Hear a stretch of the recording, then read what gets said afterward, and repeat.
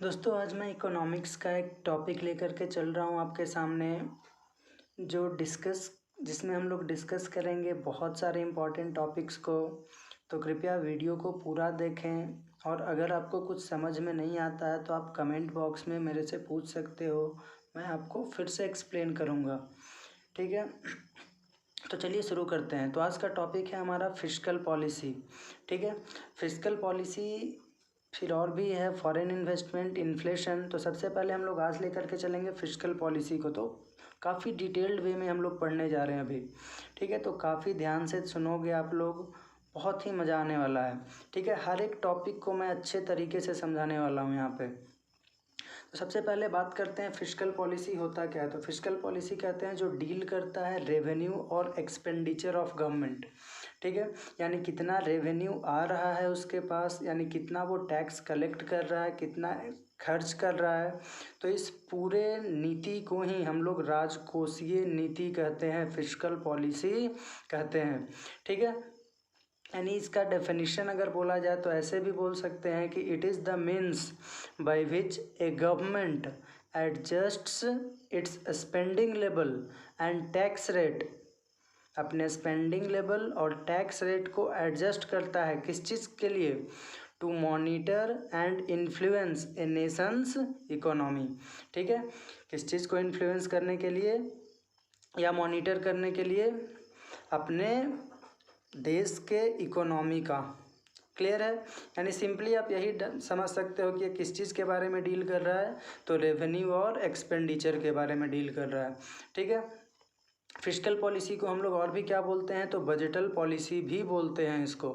ठीक है, अब नाउ फिस्कल डेफिसिट भी तो कोई चीज़ होता है। मैंने एक और भी वीडियो बनाया हुआ है जिसमें मैंने फिस्कल डेफिसिट के बारे में चर्चा किया। सिंपली जब आपका एक खर्च ज़्यादा हो जाए, जितना आप कमा रहे हो उससे ज़्यादा आप खर्च कर रहे हो, तब आप डेफिसिट में रहोगे। तो अगर यही मान लेते हैं कि एक देश के द्वारा हो रहा है, एक देश में हो रहा है, then we call it fiscal deficit. मान लेते हैं देश में लेटेस्ट से एग्जांपल वो 100 रुपया उसका इनकम है, 110 रुपये वो खर्च रहा है, देन हम लोग क्या कहेंगे, उसका एक्सपेंडिचर ज़्यादा है। रेवेन्यू यानी revenue means collection of tax. ठीक है, तो टैक्स कलेक्शन कम है, यानी उसके पास पैसा किसी माध्यम से आ रहा हो वो कम है और वो खर्च ज़्यादा कर रहा है, तब हम लोग उसको क्या बोलेंगे, फिस्कल डेफिसिट बोलेंगे। अब ये रेवेन्यू हम लोग लाते कहाँ कहाँ से हैं, यानी कहाँ से एक देश को रेवेन्यू प्राप्त होता है, उसके बारे में मैं चर्चा कर रहा हूँ अब।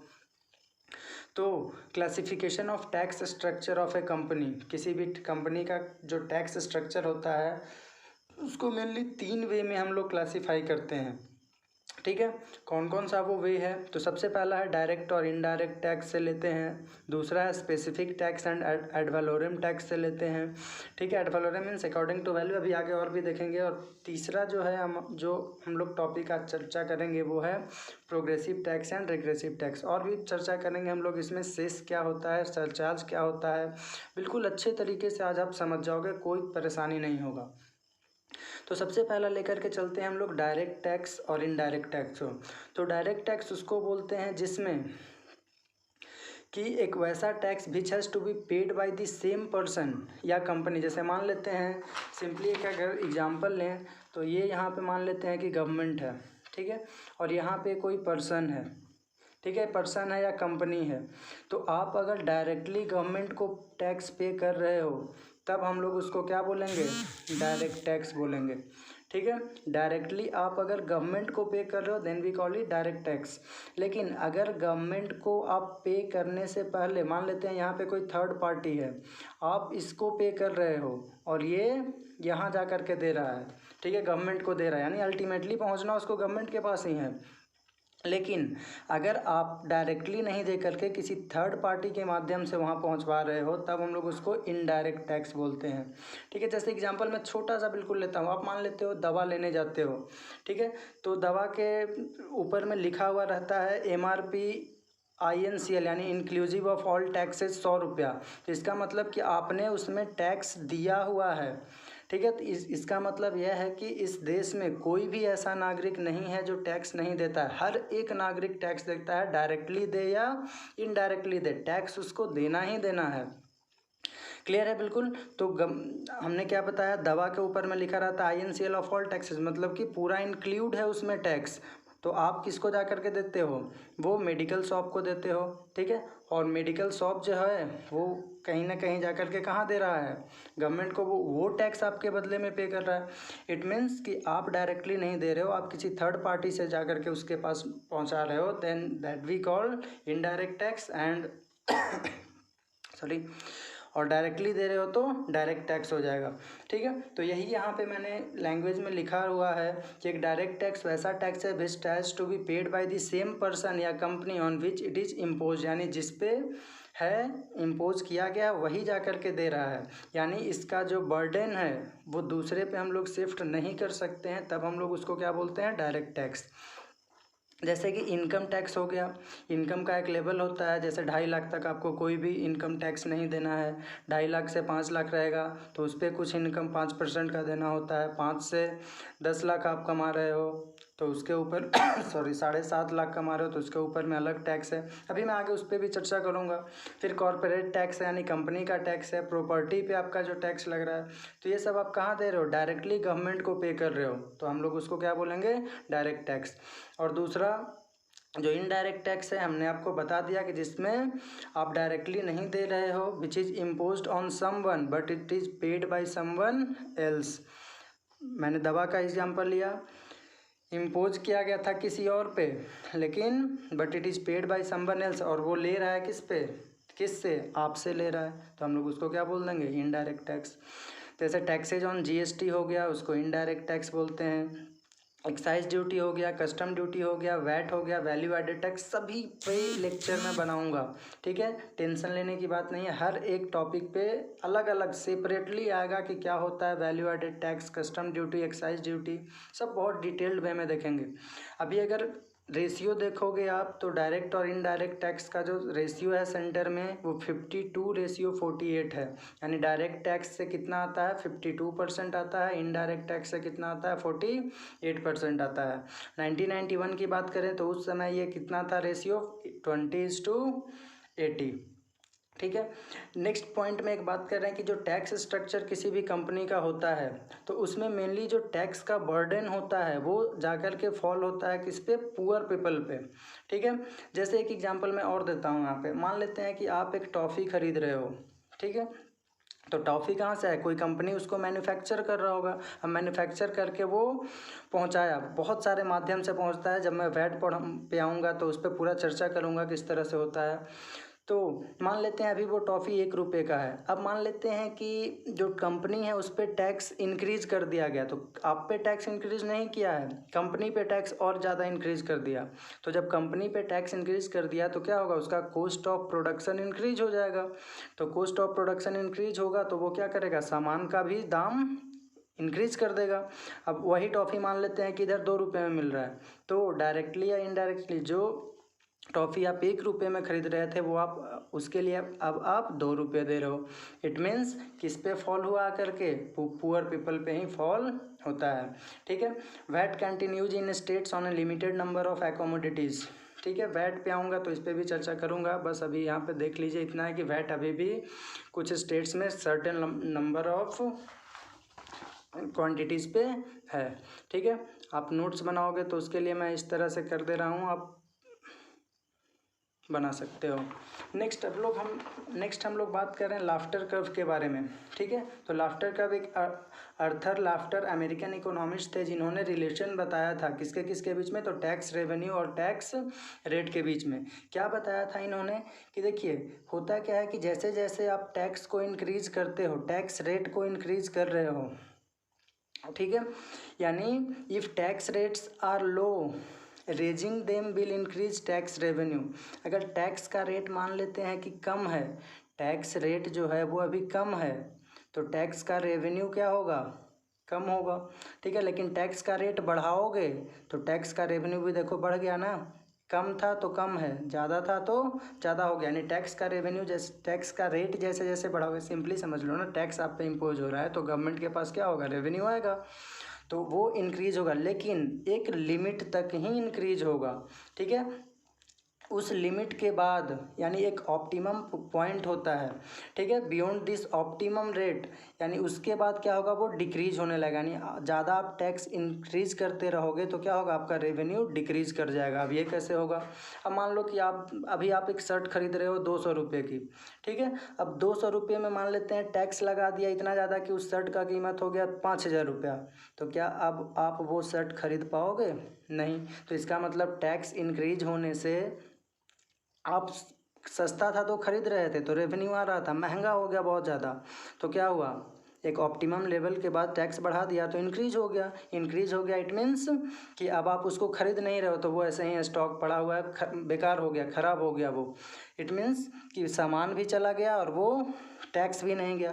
तो एक ऑप्टिमम लिमिट के बाद क्या होने लगा, टैक्स का जो रेवेन्यू है वो गवर्नमेंट का डिक्रीज होने लगा, ठीक है। तो इसी कर्व को हम लोग क्या बोलते हैं, लाफ्टर कर्व बोलते हैं। क्लियर है। नेक्स्ट पॉइंट में हम लोग दो टैक्स के बारे में और चर्चा कर लेते हैं। वो टैक्स कौन कौन सा है, तो that tax is specific tax and ad valorem tax, ठीक है। तो स्पेसिफिक टैक्स क्या होता है, एक वैसा टैक्स जो इम्पोज होता है on the basis of any specific feature of A commodity, ठीक है। जैसे कि स्पेसिफिक फीचर में क्या हो गया, मान लेते हैं कि कोई सामान छोटा है तो उस पर कम टैक्स लगा, ठीक है, आपको कम पैसा देना पड़ रहा है टैक्स के रूप में। अगर वो मान लेते हैं कि ज़्यादा बड़ा है, यानी यह कह सकते हो कि स्पेसिफिसिटी को देख करके, यानी उसका वेट को देख करके, वजन ज़्यादा है तो ज़्यादा टैक्स, लेंथ ज़्यादा है तो ज़्यादा टैक्स, कम है तो कम टैक्स, विड्थ ज़्यादा है तो ज़्यादा टैक्स, क्वांटिटी अगर ज़्यादा है तो ज़्यादा टैक्स, कम है तो कम टैक्स। तो इस बेसिस पे अगर कोई टैक्स लिया जाता है तब हम लोग उसको क्या बोलते हैं, स्पेसिफिक टैक्स। लेकिन अगर एड वैलोरम टैक्स क्या हो गया, जो पूरे जो भी क्वांटिटी आपने लिया हुआ है वो उसका लेंथ और ब्रेथ ये सब नहीं देख रहा है, वो सिर्फ और सिर्फ क्या देखा जा रहा है, तो impose on the basis of the price और वैल्यू ऑफ द कमोडिटी, यानी जो उसका प्राइस है या जो उसका वैल्यू है उसके बेसिस पे अगर वो टैक्स को ले रहा है तब हम लोग उसको क्या बोलेंगे, स्पेसिफिक टैक्स। जैसे एक एग्जांपल यहाँ पे दिया जा रहा है कि मान लेते हैं कि आप एक रेस्टोरेंट में खाने जाते हो और वहाँ पे आपने 3 डिश ऑर्डर किया, ठीक है, 3 थाली ऑर्डर किया। तो 3 थाली ऑर्डर करने के बाद आपसे मान लेते हैं कि 2,000 रुपया वो लिया, तो अगर वो 2,000 पर टैक्स लेता है तब हम लोग उसको क्या बोलेंगे, एड वैलोरम टैक्स। लेकिन अगर वो तीनों थाली पे अलग अलग टैक्स जोड़ता है तब हम लोग उसको क्या बोलेंगे, स्पेसिफिक टैक्स बोलेंगे। क्लियर है बिल्कुल। तो ये हो गया। नेक्स्ट पॉइंट में एक और एग्जांपल है कि इलेक्ट्रिसिटी बिल जो आप देते हो उसमें दोनों ही टैक्स होता है, स्पेसिफिक टैक्स भी और एड वैलोरम टैक्स भी। आपको ये सब पता होना चाहिए कि जैसे मान लेते हैं दिल्ली सरकार की मैं बात करूं तो 2,200 यूनिट तक का क्या है, आपको फ्री में है, ठीक है। मान लेते हैं कि उसका 2 रुपये रहता या 5 रुपये है, कि आप 200 यूनिट तक कर रहे हो तो आपको 1 रुपये देना पड़ेगा। लेकिन अगर आप 200 यूनिट से ज़्यादा करते हो तब क्या होगा, अलग अलग वो रेट ले रहा है, ठीक है। या मान लेते हैं कि बिजली बिल ही आप ले रहे हो तो कंपनी से अलग बिजली बिल ले रहा है, आपसे अलग ले रहा है। तो इस तरह से आप समझ सकते हो कि जो इलेक्ट्रिसिटी बिल होता है, यानी आगे में है दोनों के पास क्या है, स्पेसिफिक टैक्स भी है और एड वैलोरम टैक्स भी है। डिपेंड किस पे करता है, upon the unit of consumption, यानी कितना यूनिट आप कंज्यूम कर रहे हो। नेक्स्ट वन में हमारा टॉपिक है वो प्रोग्रेसिव टैक्स है। आई थिंक इतना आपको समझ में आया होगा। अगर आपको थोड़ा सा भी डाउट हो तो प्लीज़ आप कमेंट बॉक्स में डालिए कि हाँ सर मैं नहीं समझा, या हाँ भाई मैं नहीं समझा, मैं आपको फिर से समझाऊंगा, ठीक है।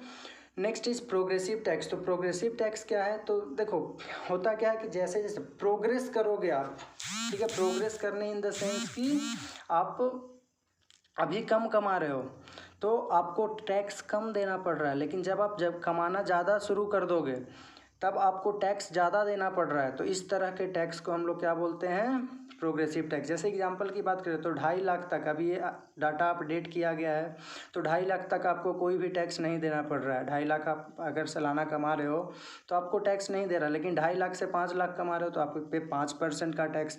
और आप कमाना ज़्यादा शुरू कर दिए, 5 लाख से 7.5 लाख पे पहुँच गए तो 10% का टैक्स देना पड़ रहा है। 7.5% से 10% सॉरी 7.5 लाख से 10 लाख का इनकम है अगर आपका, then 15% and so on. 15 lakh से ज़्यादा है तो 30% का टैक्स, 15 लाख या उससे ज़्यादा है तो 30% का टैक्स आपको देना पड़ रहा है। इट मीन्स हम लोग क्या देख रहे हैं कि जैसे जैसे हमारा इनकम इंक्रीज हो रहा है वैसे वैसे टैक्स रेट भी क्या हो रहा है, इंक्रीज हो रहा है। तो ऐसे टैक्स को हम लोगों ने क्या नाम दे दिया, प्रोग्रेसिव टैक्स। इसका जस्ट उल्टा होता है रिग्रेसिव टैक्स। ठीक है, रिग्रेसिव टैक्स क्या हो गया, तो रिग्रेसिव टैक्स हुआ कि अगर आपका इनकम इंक्रीज हो रहा है तो आप पे जो टैक्स है वो डिक्रीज करता रहेगा। वैसे टैक्स को हम लोग क्या बोलते हैं, रिग्रेसिव टैक्स। ठीक है, बोलो कि सर ऐसा भी होता है क्या किसी भी कंट्री में, तो हाँ, जितने भी स्कैंडिनेवियन कंट्रीज हैं जैसे डेनमार्क हो गया, स्वीडन हो गया, नॉर्वे हो गया, ये सब में क्या है कि आप जैसे जैसे ज़्यादा कमाना शुरू करोगे तो आप पे टैक्स का बर्डन कम लगेगा, यानी आपसे टैक्स कम लिया जाएगा। तो ऐसे टैक्स को हम लोग क्या बोलते हैं, रिग्रेसिव टैक्स बोलते हैं। ठीक है, क्लियर है इतना।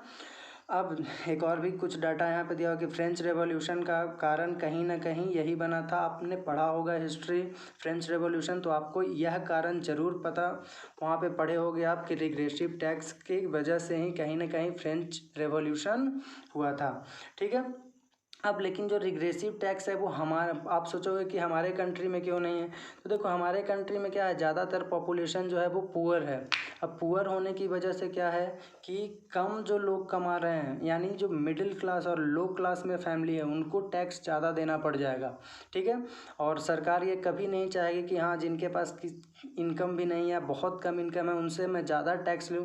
कि कौन से कंट्री के लिए सूटेबल हो सकता है, तो ये वैसे कंट्री के लिए सूटेबल हो सकता है जो मोस्टली डेवलप्ड हो, बहुत ज़्यादा डेवलपमेंट वहाँ पे है, और वो अगर वहाँ पे कम कोई कमा रहा है तो उस पर ज़्यादा टैक्स इम्पोज कर दिया ताकि वो आदमी भी मेहनत करे या कुछ ऐसा काम करे जिससे उसका भी क्या हो, इनकम इंक्रीज हो जाए। और इनकम इंक्रीज होगा तो ओवरऑल किसका डेवलपमेंट होगा, कंट्री का डेवलपमेंट होगा।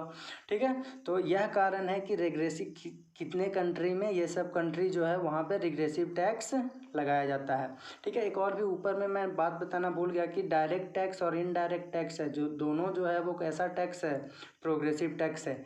कैसे टैक्स है ये प्रोग्रेसिव, ये मैं आपके लिए छोड़ रहा हूँ, आप सोचोगे, दिमाग पे जोड़ दोगे कि how direct and indirect tax are progressive tax. Clear है, मैंने आपको पीछे में भी हिंट दे रखा है, बस आपके दिमाग पे जोड़ देना है, सोचना है कि how it is possible. Next हम लोग बात करने जा रहे हैं कि surcharge and cess. There is also a classification between surcharge and cess which is explained below. तो सरचार्ज क्या होता है, तो सरचार्ज सिंपली बोलते हैं कि टैक्स के ऊपर में टैक्स लेना।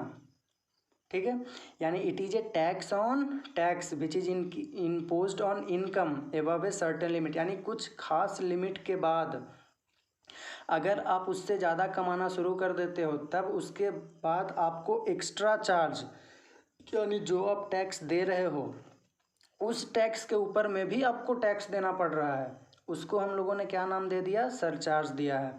ठीक है, तो पूरा स्टेटमेंट मैं पढ़ देता हूँ आपके लिए। It is a tax on tax which is imposed on income above a certain limit in order to reduce inequalities. क्यों ऐसा किया जाता है, ताकि जो इनइक्वालिटीज सोसाइटी में है वो ज़्यादा इंक्रीज ना हो, वो रिड्यूस हो, and make tax structure more equitable and progressive. और जो टैक्स स्ट्रक्चर है उसको इक्विटेबल बनाया जा सके और प्रोग्रेसिव बनाया जा सके। ठीक है, प्रोग्रेसिव रहेगा तो हमारे जैसे कंट्री के लिए क्या है, प्रोग्रेसिव में जैसे जैसे आप इनकम इंक्रीज होगा तो हमारे देश के इकोनॉमी में ही फ़ायदा होगा, क्योंकि आप सरकार उससे ज़्यादा टैक्स लगी, सरकार टैक्स अगर ज़्यादा लगी तो कंट्री के रेवेन्यू में इंक्रीजमेंट हो जाएगा। ठीक है, अब एक एग्जांपल लेकर के चलते हैं कि इंडिया में जो है वो सरचार्ज 15% का है ऑन किसके लिए, तो 1 करोड़ से अगर कोई ज़्यादा कमा रहा है, आप मान लेते हैं कि सालाना 1 करोड़ से ज़्यादा कमा रहे हो तो आपको 15% का सरचार्ज एक्स्ट्रा देना पड़ेगा। अगर आप 50 लाख से 1 करोड़ के बीच में कमा रहे हो तो उस पर 10% का रहता है, लेकिन अगर 1 करोड़ से आप एक्सीड कर रहे हो तब आपको 15% का सरचार्ज देना पड़ रहा है। जैसे मैं एक एग्जांपल यहाँ लेता हूँ, मान लेते हैं कि आपका इनकम कितना है, 1.4 करोड़ है। ठीक है, अब उस पर टैक्स आपका 30% के हिसाब से देखोगे। अब बोलोगे कि 30% कहाँ से आ गया, तो मैंने आपको अभी अभी पीछे में बताया था कि 15 लाख से ज़्यादा जैसा ही होता है उसके ऊपर में कितना टैक्स लगेगा, 30% टैक्स लगेगा। तो इसका 30% 1.4 करोड़ का 30% निकालोगे तो कितना आ गया, 42 लाख आ गया। ठीक है। लेकिन वह जो पर्सन था उसने क्या बोला कि नहीं, मैं तो 40 लाख अपना पर्सनल खर्च कर रहा हूँ, खाने पीने पे, ड्राइवर पे, घर पे, रेंट वगैरह पे, यानी जो भी वो पर्सनल टैक्स, पर्सनल खर्च बोल करके, पर्सनल एक्सपेंडिचर बोल करके मान लेते हैं कि बोल दिया कि 40 लाख मैं ऐसे ही खर्च कर रहा हूँ, तो उस पर टैक्स नहीं लगेगा। फिर भी मान लेते हैं कि वो रिबेट करने के बाद 40 लाख मान लो रिबेट कर दिया तो 1 करोड़ बचा। 1 करोड़ का अगर आप निकालते हो कितना, 30%, तो कितना हो गया, 30 लाख। अब जो 30 लाख बचा इस पे क्या जोड़ेगा, 15% फिर से सरचार्ज जोड़ेगा। तो 15% वंस अगेन सरचार्ज अगर ऐड किया तो 30 लाख का 15% हो गया 4.5 लाख। ठीक है। तो टोटल इसको कितना टैक्स देना पड़ गया, 30 लाख, या तो एक देगा ये, और उसके बाद सरचार्ज इस 30 लाख पे कितना, 15%, यानी 4.5 लाख। यानी इस तरह से क्या देख लिए कि टोटल टैक्स उस आदमी को कितना देना पड़ गया, 34.5 लाख का टैक्स देना पड़ गया। क्लियर है। तो ये सरचार्ज होता है। नेक्स्ट है, अगला एक टर्म है सेस। तो सेस भी देखो कह सकते हो कि एक सरचार्ज ही होता है, सरचार्ज की तरह ही है, लेकिन ये टेम्पोररी टाइम के लिए होता है। यानी कोई एक स्पेसिफिक ऑब्जेक्टिव है तो उसको पूरा करने के लिए हम लोग सेस का उपयोग करते हैं। ठीक है। अब जैसे ही वो ऑब्जेक्टिव पूरा हो जाता है तब हम लोग सेस लेना बंद कर देते हैं। यानी it is a temporary levy which is imposed in order to achieve a specific objective. और एक बार जब ऑब्जेक्टिव अचीव हो गया तो सेस में भी विथड्रॉन। जैसे स्वच्छ भारत सेस हो गया, स्वच्छ भारत अभियान जब चला था तो उस समय एक सेस लिया जाता था, दैट इज स्वच्छ भारत सेस। कृषि कल्याण सेस हो गया, एजुकेशन सेस हो गया। तो यह सब जो होता है ये कहलाता है, यानी टेम्पोररी के समय के लिए है, उसको हम लोग क्या बोलते हैं, सेस। करेंटली अगर देखा जाए तो अभी 4% है। तो मान लेते हैं कि आपका इनकम जो है वो कितना है, 10 लाख का है। ठीक है। तो 10 लाख के ऊपर में 10 लाख या 10 लाख से ऊपर के लिए आपको टैक्स कितना देना पड़ रहा है, 10 से इतना के लिए 20%। तो 10 से उतना के लिए 20% निकालोगे तो ये हो गया 2 लाख रुपया। अब इस 2 लाख पे क्या देना पड़ेगा, सेस देना पड़ेगा। कितना परसेंट का, 4% मान लेते हैं। तो 4% 2 लाख का कितना हो गया, 8,000 रुपया।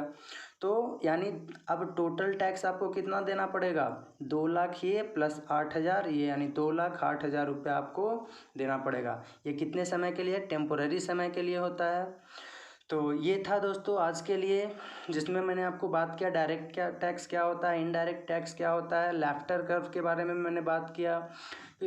फिर उसके बाद मैंने बात किया आपको स्पेसिफिक टैक्स क्या होता है, फिर बात किया एड वैलोरम क्या होता है, फिर progressive and regressive tax, thereafter surcharge and cess. अगले वीडियो में मैं आपसे बात करूंगा कि इंडिया का टैक्स स्ट्रक्चर क्या है।